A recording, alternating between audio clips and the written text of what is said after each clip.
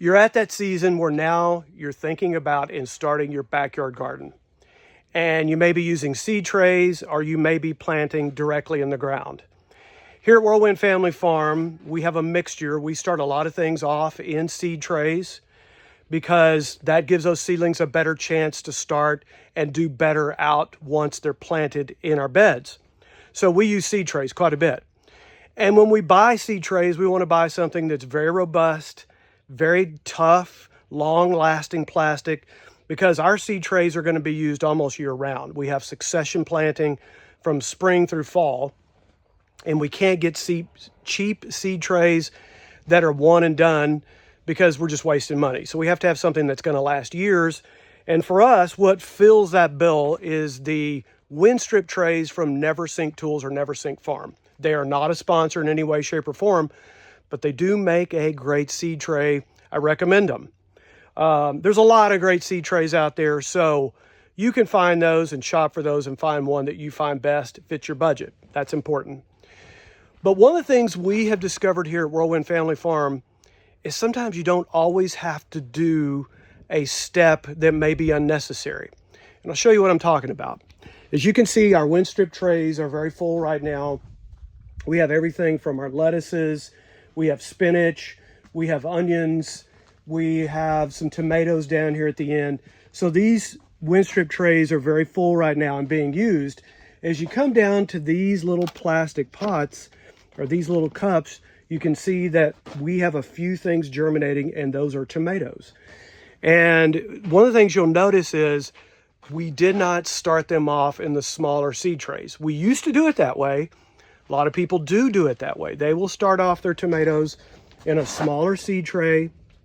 Once they get to the point where they're starting to get root bound, they can't grow anymore, and that plant is just not going to flourish once it becomes root bound, they will take that tomato and then move it over into the bigger container where it has a chance to grow and get bigger and not be root bound.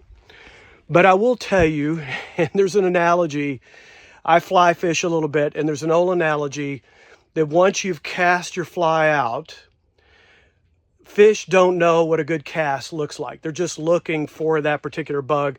They're looking for that fly that you just cast. So the fish are not critiquing how you just cast. And the same thing applies with growing of your vegetables. And I will tell you, the thinking has always been, you start off tomatoes in a container or in a tray, seed tray like this, and then when it gets a little bigger, you transfer it to a container about this size. And even some people will then take it up even a step bigger.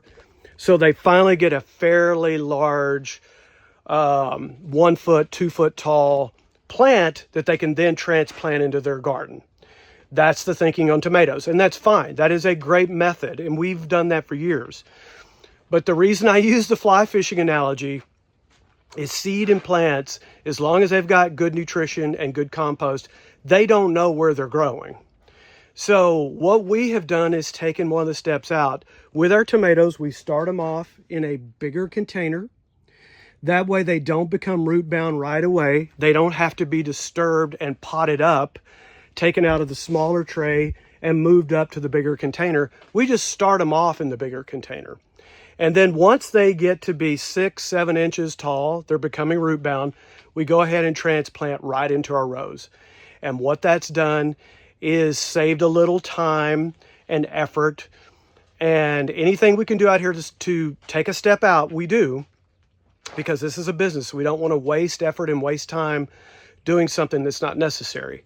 So once they get to that bigger container, or we have them, we start them off the bigger container, they get the right size, they go directly to the rows and are planted. We've done that now 2 years in a row. And all of our indeterminate tomatoes, just about 100% of them have made it, ended up being 9-10 foot tall and do extremely well.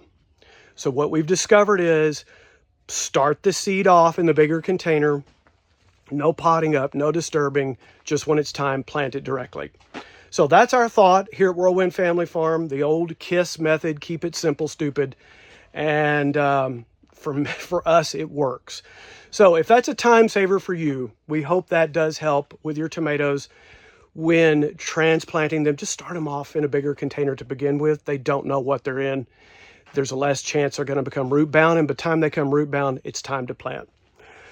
So blessings over you, your family, your garden. We always have a couple of good videos. Please check those out. They're going to take you further along in that gardening process. And we always appreciate when you like and subscribe and follow us here at Whirlwind Family Farm, because our goal is to take you further along in that education of gardening. Blessings. Talk to you soon from Whirlwind Family Farm.